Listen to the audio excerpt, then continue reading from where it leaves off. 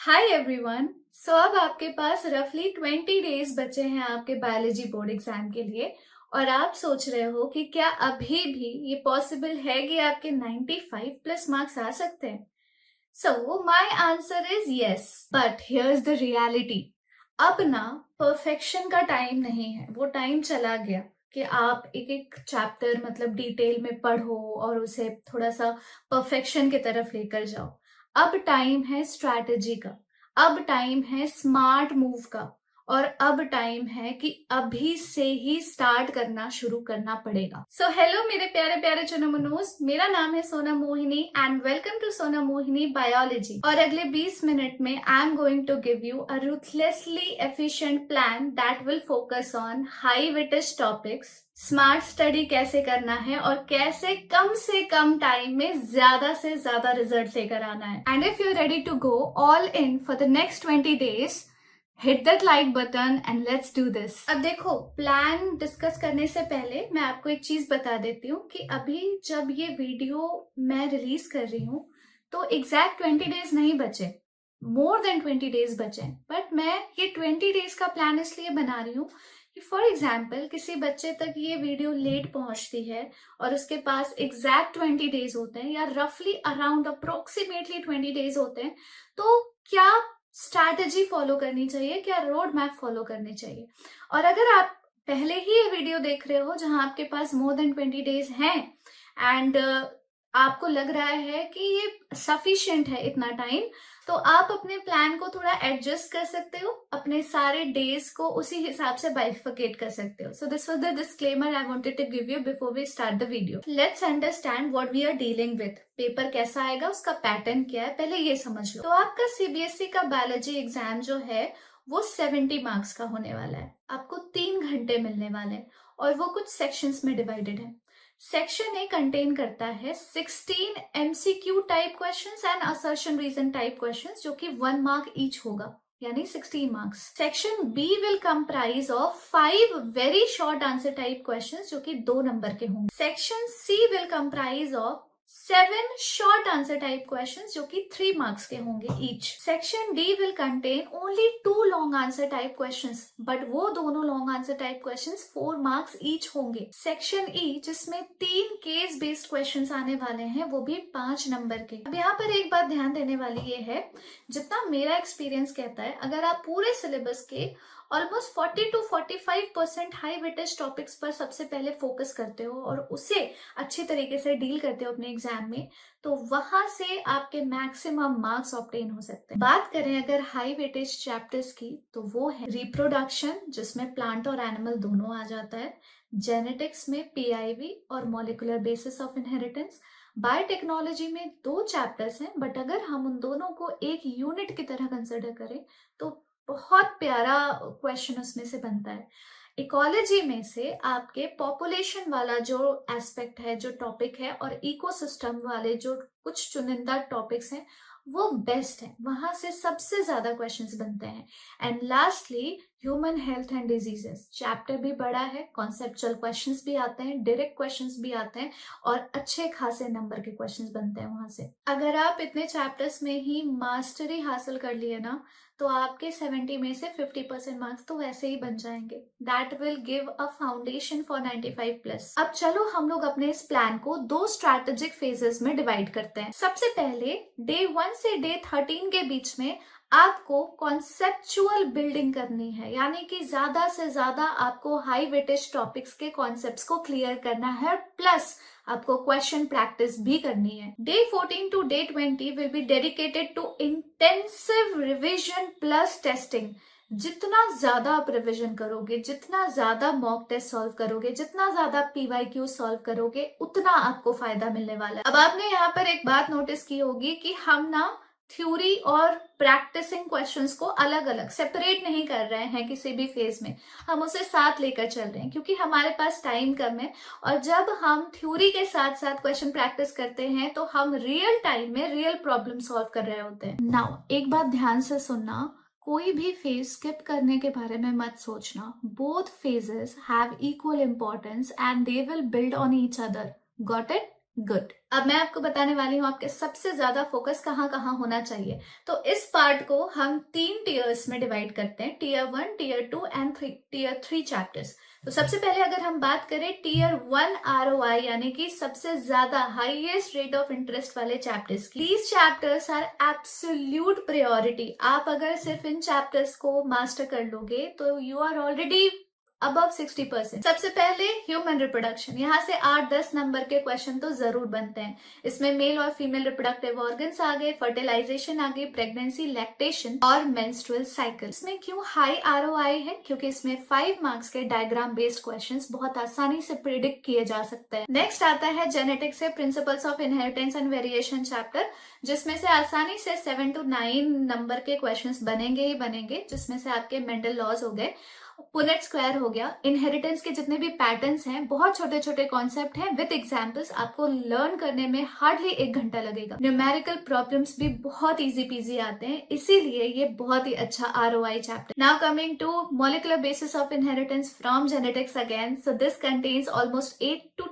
10 marks के questions. इसमें आपको पढ़ना है DNA replication, transcription, translation, human genome project, genetic code, DNA fingerprinting, heavy diagrams हैं और एनसीईआरटी बेस्ड क्वेश्चंस ही आते हैं।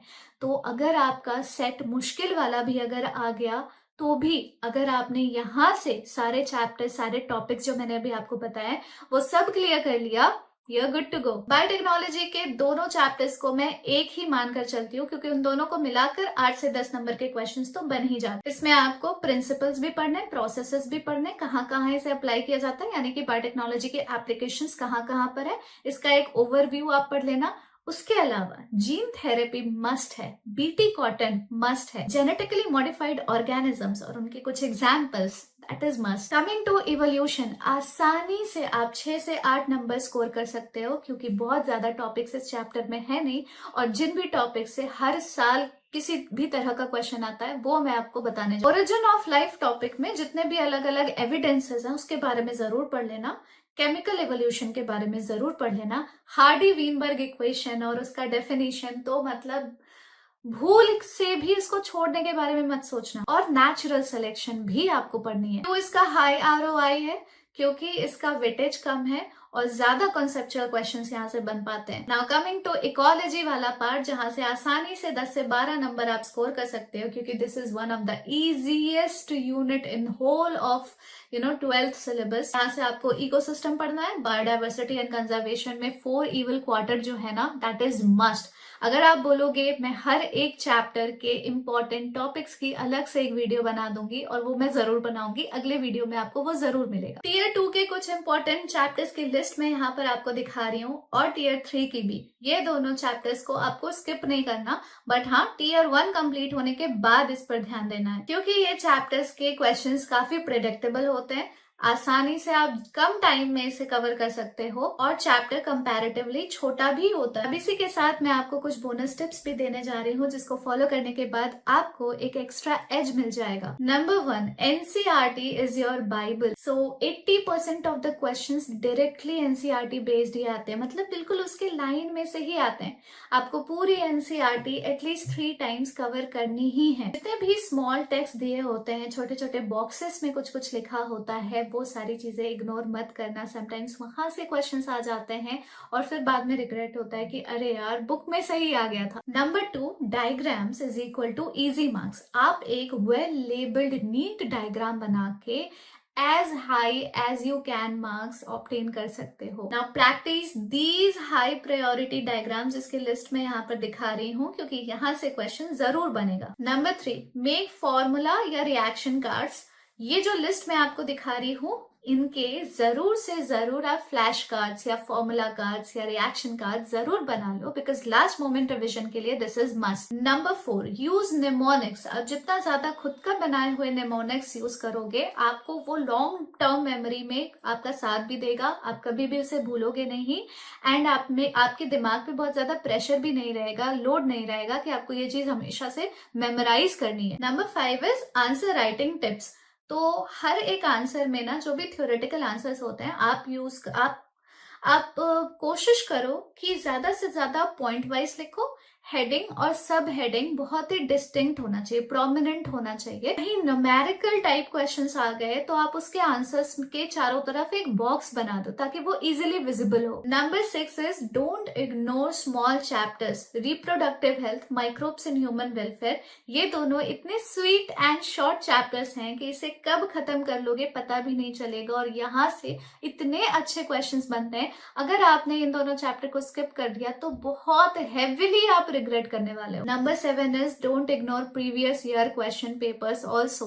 लास्ट 5 ईयर्स और 10 ईयर्स के पेपर अगर आपने सॉल्व करे होंगे तो आपको आइडिया लग चुका होगा कि किस तरह के क्वेश्चंस आजकल ट्रेंड में हैं या फिर एग्जामिनर के मोस्ट फेवरेट क्वेश्चंस हैं, और इससे आप कम से कम टाइम में ज्यादा प्रोडक्टिविटी ला सकते हो। Now I want to say something to you right now बच्चों, मेरे साथ ये लाइन जरूर रिपीट करना। I have 20 days, that is approximately 160 hours, that is enough. I will do this, I can do this, say it and mean it. You know, मैं last year की बात बताती हूँ। एक बच्ची कुछ प्रॉब्लम की वजह से पढ़ाई नहीं कर पाई और वो मुझे डीएम करती है। उसने कहा कि मैम बस 17 या 18 दिन और बचे रह गए थे बायोलॉजी एग्जाम के लिए। मुझे अच्छे से पता है क्योंकि मैं उस टाइम पे कहीं गई हुई थी बाहर। And she was very worried. उसने कहा कि मैम क्या ये हो पाएगा। मैंने उस बच्चे को ऐसा ही एक सिमिलर प्लान दिया, उसने रिलीजियसली फॉलो किया। कोई चीटिंग नहीं, कोई शॉर्टकट्स नहीं, कोई एक्सक्यूजेस नहीं। और आपको पता है रिजल्ट क्या था? वो एक एवरेज स्टूडेंट थी, लाइक 60s में लाने वाले बच्ची, और उसका रिजल्ट था 96 number in biology. Can you imagine this? और अभी वो मेडिकल कर रही है आयुर्वेदा से। So what was the difference? What made her different from the other students? जबकि उसके पास भी बहुत ज्यादा टाइम नहीं था। It was hard work plus discipline. So I am asking you, you have the plan, you have the resources, you have time. क्या आपके पास वो डिसिप्लिन है? देखो बच्चों, life happens. Sometimes you fall sick, sometimes कोई family emergency आ जाती है, sometimes कुछ ऐसा हो जाता है जिसके वजह से पढ़ाई नहीं हो पाई, या वो दिन निकल गया, वो टारगेट पूरा नहीं हो पाया। तो ऐसे में क्या करना है? पैनिक बिल्कुल नहीं होना, क्योंकि जितना आप पैनिक होगे आपका टाइम वेस्ट होगा। ओवरवेम होने के चक्कर में, यानी कि 2 दिन का टारगेट आपका मिस हो गया, तीसरे दिन आप सोच रहे हो कि आज मुझे किसी भी तरह वो 2 दिन और आज के दिन का सब कुछ एक ही दिन में कवर करना है। रिजल्ट होगा क्या? You will and up getting confused more and more, और उसके बाद आप इतने एग्जॉस्टेड फील कर जाओगे कि चौथे दिन अगेन आप नहीं कर पाओगे।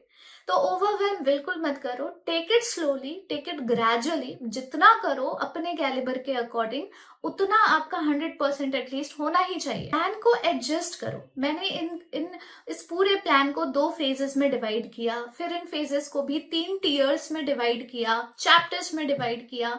Now you have to understand कि इन टीयर्स को आपको एडजस्ट कैसे करना है। ये तो एक बेसिक प्लान है, you can customise it according to you. मैंने हमेशा से बच्चों को बोला है कि जरूरी नहीं है कि मैं जो बोल रही हूँ एकदम कट टू कट आपको सेम चीज फॉलो करनी है। आप अपने अकॉर्डिंग उसे कस्टमाइज करो।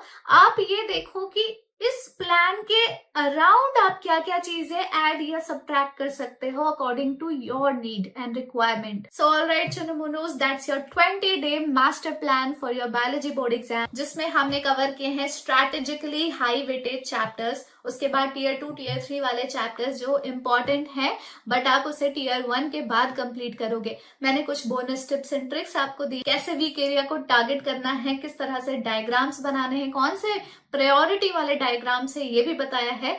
अगली वीडियो में मैं सारे चैप्टर के इंपॉर्टेंट टॉपिक्स और इंपॉर्टेंट डायग्राम्स बताने वाली हूँ अलग अलग वीडियोस में। So subscribe and hit the bell icon, क्योंकि I will be posting daily motivational and important videos for you all, जो कि आपके बायोलॉजी बोर्ड एग्जाम के लिए बहुत इंपॉर्टेंट होने वाला है। इसके साथ ही आप मेरा app Sonam Mohini biology install कर सकते हो, जहां पर आपको 12th वाले क्लास में, 12th वाले बैच में एनरोल करने पर फ्री में सारे टेस्ट मटेरियल्स और नोट्स मिलने वाले हैं। So go and grab this opportunity बेटा, ये तो फ्री है, इतना तो आप लोग खुद के लिए कर ही सकते हैं। एक और बात बोलना चाहती हूँ, ये एक ऐसा प्लान है, अगर आपने इसका 80% भी फॉलो कर लिया religiously, I can bet you कि आप ऑलरेडी 75 to 80+ ही स्कोर करोगे अगर आपने इस प्लान का 80% फॉलो कर लिया तो। See, real students don't need perfection, उनके पास प्लान होना चाहिए एंड गट्स होने चाहिए उसे एग्जीक्यूट करने के लिए।